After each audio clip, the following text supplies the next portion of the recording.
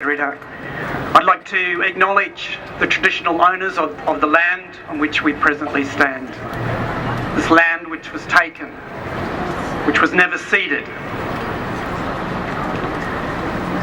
Martin Luther King, at the height of the struggle of the civil rights for African Americans in the USA, said, "Our lives begin to end the day we become silent about the things that matter." Today most of us are here because we refuse to be silent about the plight of some of the most vulnerable and exploited people in the world today. People who seek asylum, who seek a safe place amidst a world which is becoming increasingly unjust and unequal. These people matter. They are not political footballs to be treated as just another policy which scores more votes for a party in desperate need to control and win power and government, or just a debate. On Wednesday night, a group of us from the Refugee Action Collective gathered outside the Broncos Leagues Club, along with many other groups, to add our voice among and for these people that truly matter.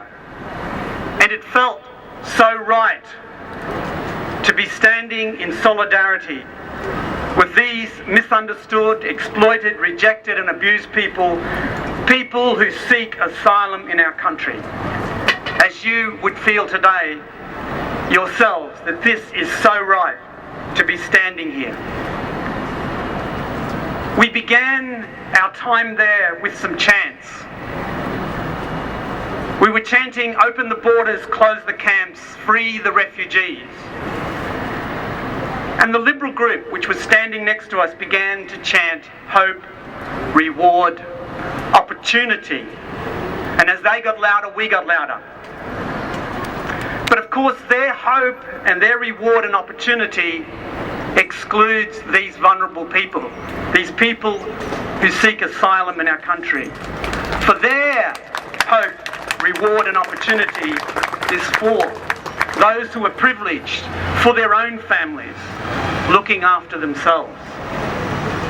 Listening to their chants for a bit, we decided that instead of opposing the chant, we would use it, because hope, reward and opportunity is something that we desire for those most vulnerable and marginalised in our communities. So we started to add to the chant, "Hope, reward, opportunity for refugees." Yes. And as we moved closer, so that we could keep in time and add some of our posters that we were carrying to a media that was focusing on them, our posters which said, "Let them land, let them stay. No to offshore processing and dumping, and no to the PNG solution." And so as they were focusing on that, and focusing on that chant, "Hope, reward, opportunity for refugees," and amidst the jostling for a position and the exaggerated chanting that was escalating, we paused momentarily for a laugh as we saw the madness of our behaviour. In this brief moment of connectedness with one another, a common humanity, barriers were briefly broken.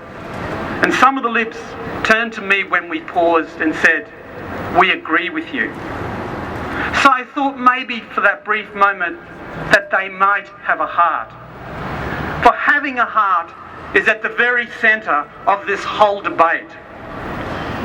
When we can allow ourselves to have a heart, we realise that these refugees are people like you and me.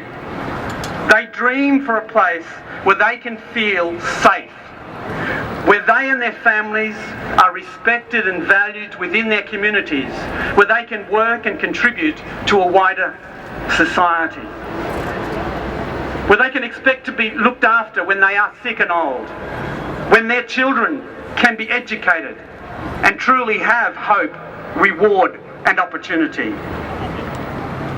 The other challenge is not only to have a heart, but to stop ourselves falling into our more primitive reptilian brain which creates separations, which looks for divisions and tribal boundaries, defending our turf, our country, our space, our ideas. The Jesus of the gospel who stood with the poor speaks of a metanoia, inaccurately translated repent. For the word metanoia from the Greek means to meta, to transcend, to move above. Noia, the mind, the small mind, the reptilian mind. The mind where there is separation, where there is tribal boundaries, where there's judging who's in and who's out.